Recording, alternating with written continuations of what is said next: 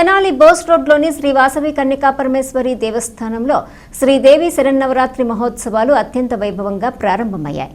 11 రోజుల పాటు విశేష కార్యక్రమాలు, చండీ యాగాలు జరుగుతాయని అర్చకులు తెలిపారు.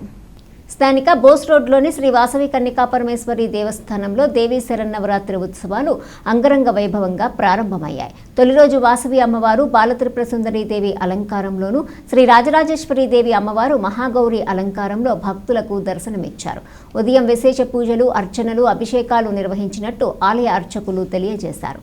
11 రోజుల పాటు విశేష కార్యక్రమాలు జరగనున్న నేపథ్యంలో భక్తులు అమ్మవారిని దర్శించుకొని ఆశీస్సులు అందుకోవాలని అర్చకులు తెలియజేశారు.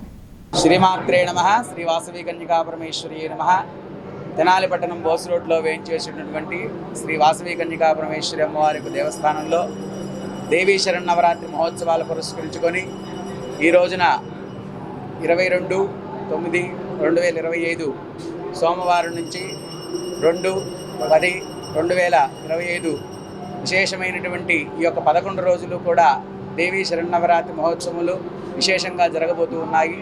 ప్రతిరోజు కూడా విశేషమైనటువంటి అలంకారములతో అమ్మవారికి ప్రీతిగా విశేషమైనటువంటి అభిషేకములు, అలాగే చండీ హవనాది కార్యక్రమాలు, విశేషమైనటువంటి సాంస్కృతిక కార్యక్రమాలతో ఈ యొక్క దేవాలయంలో అంగరంగ వైభవంగా ఈ యొక్క దేవీ శరన్నవరాత్రి మహోత్సవాలు జరుగుతున్నాయి.